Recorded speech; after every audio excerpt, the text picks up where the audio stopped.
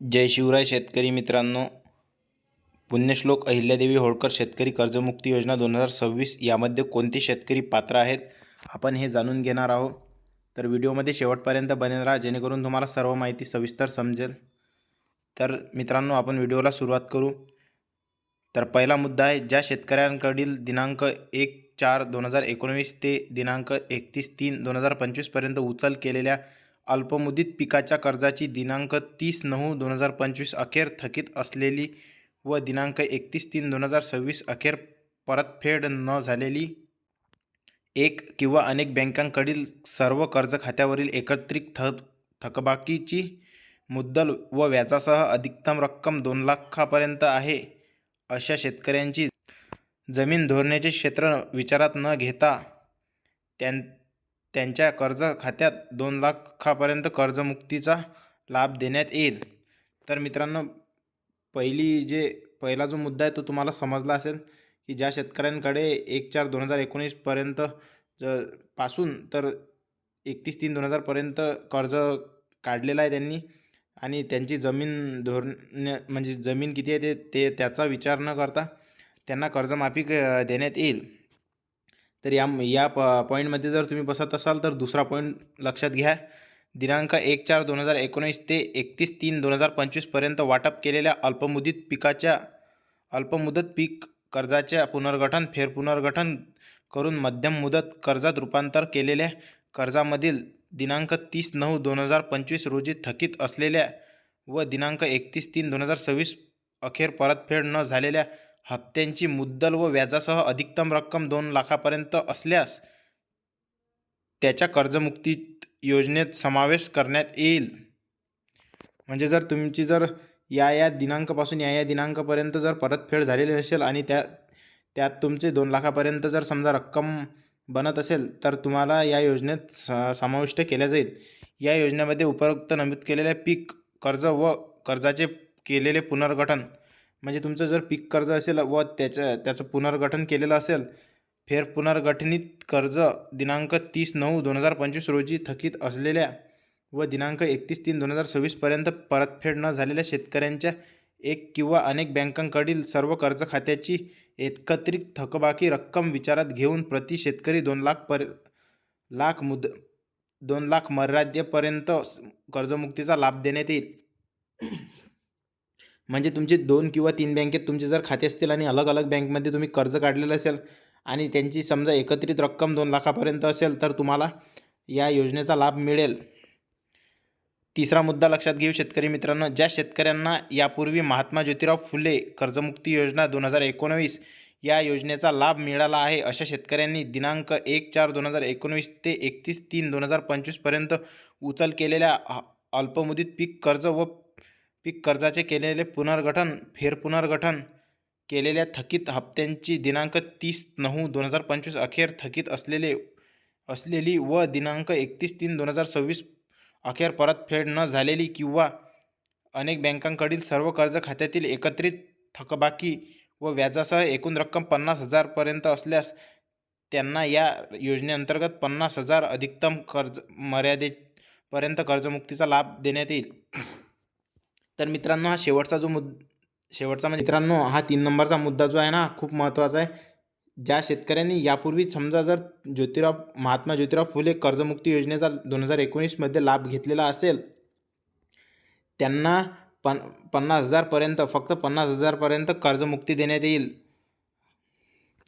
एक वेळ समझोता OTS 1 ए सदर योजनेमध्ये दिनांक 1/4/2019 ते 31/3/2026 अखेर उचल केलेल्या अल्पमुदत पीक कर्ज खात्यांची किंवा अनेक बँकांकडील सर्व कर्ज खात्यांची मुद्दल व व्याजासह दिनांक 30/9/2025 रोजी थकीत असलेली व दिनांक 31/3/2026 पर्यंत परतफेड न झालेली एकत्रित थकबाकीची रक्कम ₹2 लाखापेक्षा जास्त असेल अशा शेतकऱ्यांना प्रथम 2 लाखापेक्षा जास्त असलेली थकीत रकमेची बँक संस्थेस परतफेड करणे आवश्यक असेल. म्हणजे जर समजा जर तुमच्यावर 2 लाखपेक्षा जास्त कर्ज झालेलं असेल तर तुम्हाला पहिले ते परतफेड करावं लागेल, नंतर तुम्हाला या योजनेचा लाभ भेटेल. समजा जर तुम्हाला 2,50,000 जर तुमच्यावरती कर्ज झालेलं असेल तर तुम्हाला 50,000 ते बँकेत भरावं लागतील आणि नंतर मग ते 2 लाख तुमचे माफ होतील. या मुद्द्याचं असं म्हणणं आहे मित्रांनो. तर बी मुद्दा काय याच्यामधला तो पण जाणून घेऊ. सदर योजनेमध्ये दिनांक 1/4/2019 ते 31/3/2026 अखेर उचल केलेल्या पीक कर्जाचे पुनर्गठन फेरपुनर्गठन केलेल्या कर्ज खात्यांपैकी एक किंवा अनेक बँकांकडील सर्व कर्ज खात्यांच्या दिनांक 30/9/2025 पर्यंत थकीत असलेल्या व 31/3/2026 पर्यंत परतफेड न झालेल्या थकीत हप्त्यांची मुद्दल व व्याजासह रक्कम 2 लाखापेक्षा जास्त असल्यास अशा शेतकऱ्याने प्रथम 2 लाखापेक्षा जास्त असलेली थकीत रकमेची परतफेड करणे आवश्यक असेल. बघा हा मुद्दा पण तसाच आहे सेम.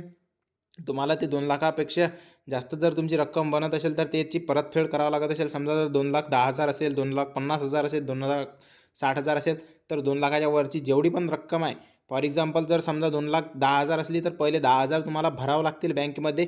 नंतर तुम्हाला या 2 लाख कर्जमाफीचा लाभ मिळेल.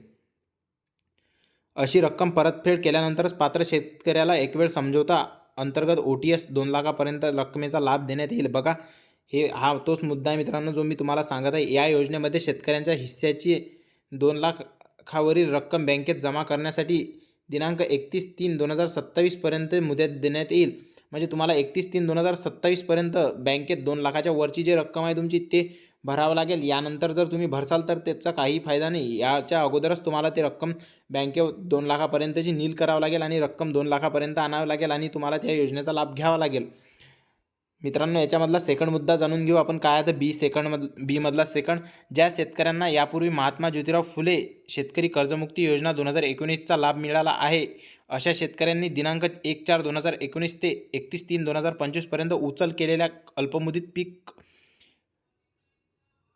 कर्जाचे केलेले पुनर्गठन केलेल्या थकीत हप्त्यांची दिनांक 30/9/2025 अखेर थकीत असलेली व दिनांक 31/3/2026 अखेर परतफेड न झालेली एक किंवा अनेक बँकांकडील सर्व कर्ज खात्याची एकत्रित थकबाकी मुद्दल व व्याजासह एकूण रक्कम 50,000 पेक्षा जास्त असल्यास अशा शेतकऱ्यांनी त्यांच्या थकीत रकमेपैकी 50,000 संपूर्ण थकबाकी बँकेमध्ये जमा केल्यानंतर त्यांना 50,000 प्रति शेतकरी कर्जमुक्तीचा एकवेळ समझोता योजनेत लाभ देण्यात येईल. तसेच या योजनेमध्ये शेतकऱ्यांच्या हिश्श्याची 50,000 वरील रक्कम बँकेमध्ये जमा करावं लागेल. बघा तुम्ही जर समजा महात्मा ज्योतिराव फुले शेतकरी कर्जमुक्ती योजनेचा लाभ घेतलेला असेल आणि तुमची जर रक्कम 50,000च्या वरती झालेली असेल मित्रांनो, शेतकरी मित्रांनो, तर तुम्हाला ती रक्कम भरावं लागेल.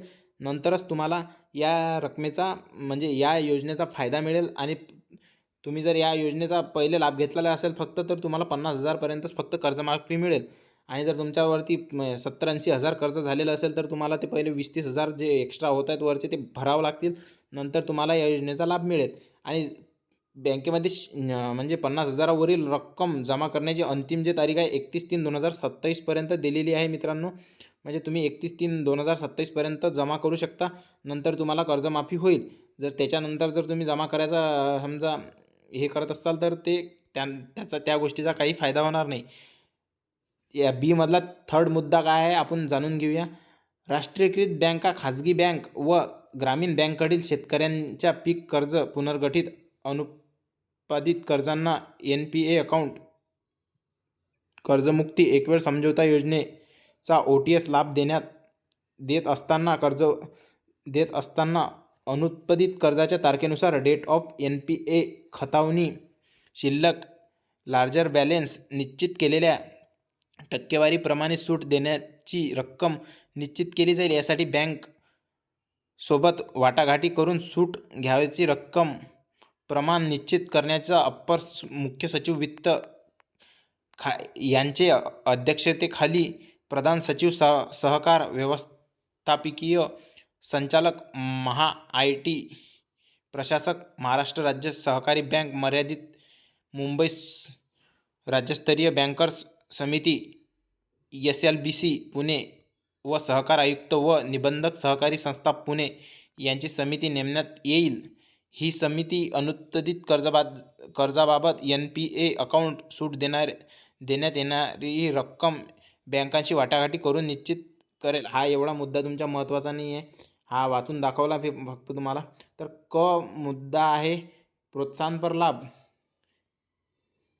वित्तीय शिस्तीला प्रोत्साहन देण्यासाठी आणि नियमित परतफेड करणाऱ्या शेतकऱ्यांना प्रोत्साहनपर लाभ देण्यासाठी सन 2022-23, सन 2023-24, सन 2024-25 या 3 आर्थिक वर्षांपैकी कोणत्याही 2 आर्थिक वर्षात पीक कर्जाची उचल करून आर्थिक वर्ष संपल्यानंतर 30 जून पूर्वी किंवा बँकेच्या प्रचलित नियमानुसार विहित वेळेत यापैकी नंतरची असेल त्या दिनांकापूर्वी कर्जाची परतफेड केलेल्या शेतकऱ्यांना प्रोत्साहनपर लाभ देण्याच्या हेतूने प्रति शेतकरी 50,000 इतक्या अधिकतम रकमेपर्यंत लाभ देण्यात येईल. तथापि अशा पात्र शेतकऱ्यांनी सन 2025-26, सन 2026-27 या आर्थिक वर्षात अल्पमुदत पीक कर्ज घेतले असल्यास अशा कर्जाची देखील विहित मुदतीत परतफेड करणे अनिवार्य असेल. हा मुद्दा पण एवढा कामाचा नाही आहे मित्रांनो. तर हे वरचेच 3 मुद्दे आहेत. याच्यामध्ये 3-4 मुद्दे आहेत ना, हे समजून सांगितलेले आहे मित्रांनो. यामध्ये तुम्ही पात्र आहात की नाही आहात हे समजत असेल तर मित्रांनो, तुम्हाला व्हिडिओ आवडला असेल तर व्हिडिओला लाईक करायला विसरू नका आणि व्हिडिओ तुमच्या आणखी शेतकरी मित्रांपर्यंत पण शेअर करा, जेणेकरून त्यांना पण समजेल आपण या कर्जमुक्ती योजनेमध्ये सामील आहो, म्हणजे आपल्याला या कर्जमुक्ती योजनेचा लाभ मिळेल किंवा नाही मिळेल. तर धन्यवाद मित्रांनो, भेटू नंतरच्याच अशा इन्फॉर्मेटिव्ह व्हिडिओमध्ये. तोपर्यंत तुम्ही आपल्या चॅनलला सबस्क्राईब करून ठेवा.